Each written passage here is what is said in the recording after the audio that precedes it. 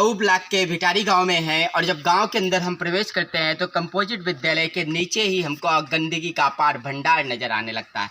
जिस गांव की स्वच्छता की बात की जाती है उस गांव में जब हम देखते हैं तो चारों तरफ एक गंदगी नज़र आती है और गंदगी के साथ साथ ये सुनने को मिलता है कि बड़ा भ्रष्टाचार व्याप्त है। जिस भ्रष्टाचार को समाप्त करने के लिए उत्तर प्रदेश की सरकार सत्ता पर आती है, जिस भ्रष्टाचार को समाप्त करने के लिए केंद्र की सरकार सत्ता पर आती है, लेकिन गाँव की तस्वीर बिल्कुल उलट नजर आती है। और इसी बात को लेकर के हम गाँव पर चर्चा के माध्यम से आज मऊ ब्लॉक के भिटारी गाँव पर पहुंचे हुए हैं और भिटारी गाँव की जनता भी हमारे साथ है। भिटारी गाँव के एक ऐसे युवा नेता भी हमारे साथ हैं जो यहाँ से ग्वालियर में निवास करते हैं लेकिन अपने गांव की चिंता पूरी तरह से रखते हैं। माफ़ करिएगा, इंदौर निवास है, मेरे मुंह से गलती से ग्वालियर निकल गया था। और इस तरह से चूंकि उनके मन में एक चिंता रहती है, चिंतन रहता है कि गांव का विकास कैसे हो, गांव के अंदर स्वच्छता कैसे हो, गांव की महिलाओं का उच्च जीवन स्तर कैसा हो, गाँव के बुजुर्गों का जीवन कैसा हो और गाँव के युवाओं का जीवन कैसा हो। इन्हीं सब बिंदुओं को लेकर के हम सबसे पहले आपको गाँव की एक तस्वीर दिखाना चाहते हैं कि आप जो ये तस्वीर देखेंगे तो देखिए एक प्रधान का काम है। ये पूरा का पूरा कैसे नालियां बजा रही हैं, गंदगी से बजा रही हैं। गांव का ये भविष्य क्या कहते हैं पूरी तरह से यहाँ से गुजरेगा। गांव का युवा और गांव के बच्चे जब निकलेंगे तो कैसे हालात हो जाएंगे ये आपको साफ नजर आना चाहिए। और ये सिर्फ यही की स्थिति नहीं है, ये जब आप गांव में प्रवेश करते हैं, गांव के किसी भी गली में पहुंच जाएंगे, कहीं पर भी पहुंच जाएंगे तो आपको यह बखूबी नजर आएगा।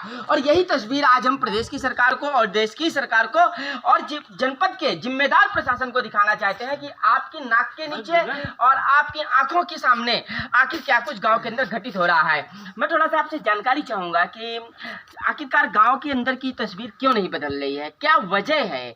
क्या एक आरक्षण की भी एक वजह है, या नेतृत्व अच्छा नहीं है, या प्रशासन की सोच गांव तक नहीं है, वो सिर्फ कागजी कार्रवाई करते हैं? ऐसा क्या वजह हो सकती है, विशेष वजह? इसकी मेन दो ही वजह है। एक तो नेतृत्व जो ग्राम प्रधान है, ठीक है, वो 5 साल हो गया, उसको इस गांव में कभी लोगों ने देखा नहीं।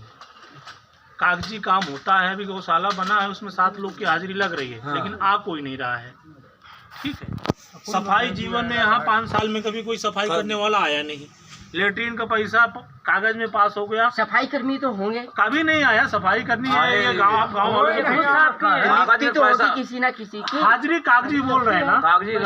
जो प्रशासनिक लोग बैठ रहे हैं मऊ तहसील में और प्रधान की मिली भगत इतनी है, आधा आधा ये लोग पैसा खा रहे हैं। हाँ। इस गांव को देखिए, चारों ये एक छोटी मोटी है, ये आप दिखा रहे हैं। मतलब एक बिस्किट का प्रचार आता था 50-50, एक बिस्किट का प्रचार आता था 50-50। सभी जानते होंगे कि बड़ा स्वादिष्ट बिस्किट रहता होगा।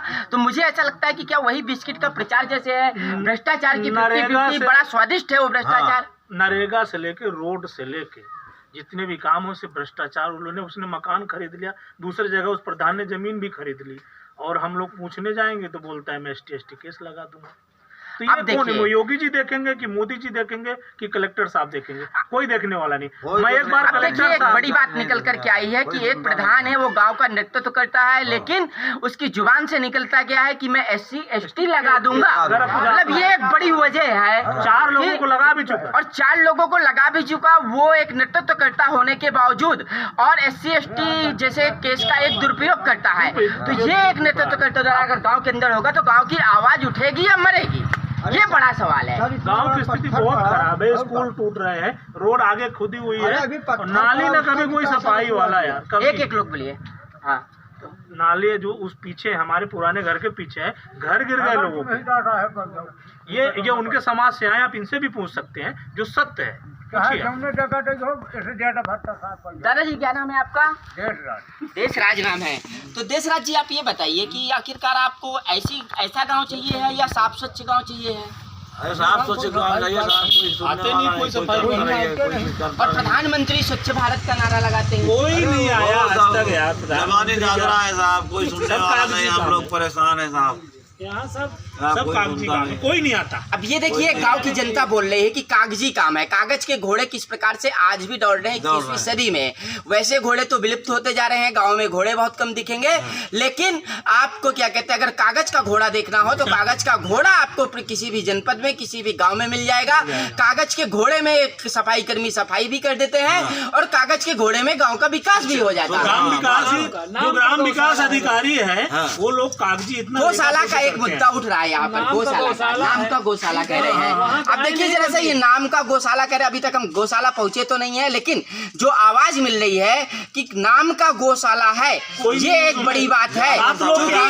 जिस गाय के नाम पर पूरे देश के अंदर राजनीति, जिस गाय के नाम पर पूरे देश के अंदर दंगे फसाद जैसी स्थिति उत्पन्न होती है, जिस गाय के नाम पर सत्ता बदल जाती है, जिस गाय के नाम पर सत्ता का केंद्रीकरण होता है, आखिरकार वही गाय गांव के अंदर उपेक्षा का शिकार है। और उसी गांव में गाय की दयनीय हालत है, और उसी गांव के अंदर गाय के लिए कोई व्यवस्था नहीं है, चारागाह नहीं है क्या चारागाह? कोई नहीं है ना, अभी भी नहीं बना हुआ। गाय उसमें तीखर में पड़ी हुई है सब, और खेतों में डालो तो भी बहसत रहती है कि चबा जाएंगे, होगा कुछ नहीं, चाहे वो 10,000 उधार। तो ये किसान की हालत है। जिलाधिकारी देखें, प्रधानमंत्री सुन ले, मुख्यमंत्री सुन ले, मंत्री सुन ले, विधायक सुन ले। मैं रिकॉर्ड करिए, मैं पिछली बार आया था तो एक ये ग्राम सबसे पिछड़ा हुआ ग्राम है साहब, प्रधान के खिलाफ, प्रधान जिले का सबसे पिछड़ा हुआ गाँव है, के पीछे पड़े, तो पता नहीं ये पैसा कहाँ तक जाता है। यानी कि या तो अन्ना प्रथा पूरी तरह से समाप्त हो जाए,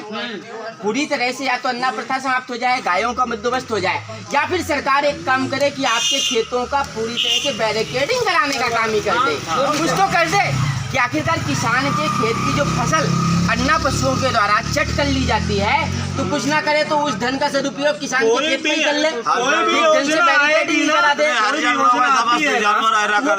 ग्राम विकास अधिकारी उसके कागजी बना के खा जाते हैं, योजना आती कहाँ है? इतना कांदा है बस हैंड पाइप में। अब मैंने 10 बार कंप्लेन की, मुख्यमंत्री पोर्टल से मेरे पास फोन 10 बार आता है, हुआ हो गया, आपकी कंप्लेन दर्ज हो गई, पहुंच गई है, वहाँ आया कोई? मैं बोला यहाँ कोई नहीं।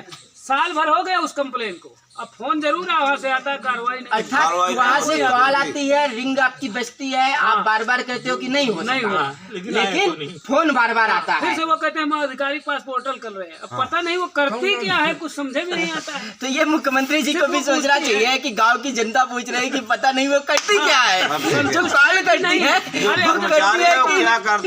करती क्या। ये एक बड़ी यहाँ पे हादसे और दंगे का भी समय आ गया है। यही कंडीशन है कि साहब हम जो आँख के सामने दिखाई भी दे रहा है आपको, नहीं आपके सामने तो स्पष्ट दिख रहा है। और जिलाधिकारी महोदय से कहना है कि आप गाँव की स्थितियों को देखिए। सफाई कर्मी कोरोना काल में जो महामारी का दौर है, जहाँ पर कहा जाता है कि एक वायरस आकर के आदमी की जिंदगी को खा जाएगा, वहाँ पर जब स्वच्छता नहीं है तो कैसे होगा? प्रधान और ग्राम विकास अधिकारी दारू मुर्गा की पार्टी करते थे, प्रधान को गाँव के बीच रहना चाहिए, वो कंप्लेन हमने करी थी। जिलाधिकारी महोदय सुनिए कि गाँव से आवाज आ रही कि आपका ग्राम पंचायत का जो अधिकारी है वो दारू और मुर्गा की पार्टी के अंदर प्रधान के साथ मिल करके बैठकर करता है। ये गांव की जनता की शिकायत है, ये आपके प्रशासन की हकीकत है। तो गांव से जो गांव की हकीकत है, गांव पर चर्चा के माध्यम से हम लगातार दिखाने का प्रयास कर रहे हैं। ये भिखारी गांव की जनता थी जिसने अभी अपना एक बड़ा दर्द आप सबके सामने रखा है, और यही दर्द लगभग हमें हर एक गाँव में मिलता है। लेकिन गाँव पर चर्चा के माध्यम से हमारी भी गाँव की जनता से एक बड़ी बात ये रहती है कि गाँव की जनता एक शपथ ले ले। मैं गाँव की जनता से एक शपथ दिलाना चाहता हूँ पर्यावरण संरक्षण के लिए, जिसकी हम चाहते हैं कि एक भागीदारी गाँव की जनता के द्वारा होनी चाहिए, व्यक्तिगत खर्चे से होनी चाहिए, आपके व्यक्तिगत सोच के द्वारा होनी चाहिए। तो मैं जो शब्द दोहराऊंगा कि जैसे मान लीजिए किसी विधायक को, किसी सांसद को एक शपथ दिलाई जाती है, वो अपनी शपथ का पालन करते हो या ना करते हो, लेकिन गांव की जो सड़क है, जो मुख्य सड़क है, हम चाहते हैं कि कम से कम गांव की जनता जब ऐसा काम करके दिखा देगी तो वास्तव में क्या कहते हैं, हमारी आवाज को भी बल मिलेगा और भविष्य में आने वाले नेतृत्व भी कुछ करने को सोचेगा। और हम चाहते हैं कि हम सब मिल करके आपस में एक शपथ लें कि भिखारी गाँव में जितने भी लोग यहाँ पर मौजूद है, जितने भी लोग 8 लोग, 5 लोग, 10 लोग, जो भी ऐसी शपथ लें, वो एक ट्री गार्ड के साथ और वृक्षारोपण गांव की सड़क के किनारे कहीं पर भी एक सार्वजनिक जगह पर करें। तो मेरे साथ एक शपथ लीजिएगा कि मैं शपथ लेता हूँ, मैं अपने गांव में पर्यावरण संरक्षण के लिए वृक्षारोपण व्यक्तिगत खर्च से ट्री गार्ड के साथ करूंगा, उसका संरक्षण करूंगा, एक अपनी उम्र के बराबर पेड़ को जन्म दूंगा। हजारों पेड़ लगाएंगे साहब। हाँ, एक बड़ा पेड़ लगना चाहिए, अच्छे से पेड़ लगने चाहिए। और ये एक बड़ा क्या कहते हैं, बड़ा अभियान है। एक व्यक्ति ने एक पेड़ भी आके 10 लोगों ने भी शपथ लिया है, तो ये लेंगे तो गाँव की तस्वीर बदलती है। हमें पूरा विश्वास है कि जब गाँव पर जनता कोई भी आपको बाहर का आदमी आएगा, हम गांव के जा- किनारे, आपको- सड़क के किनारे पेड़ देखेगा तो उसके मन में एक अच्छी तस्वीर गांव की स्पष्ट नहीं, मैं होगी। 3-4 तो पेड़ एक तैयार प्रयास, कर दिया, मेरे तैयार एक हो समाज सेवी प्रयास गांव के प्रत्येक जनता के द्वारा होना चाहिए और हमारा ये प्रयास एक परिवर्तन का प्रयास है गांव पर चर्चा के माध्यम से।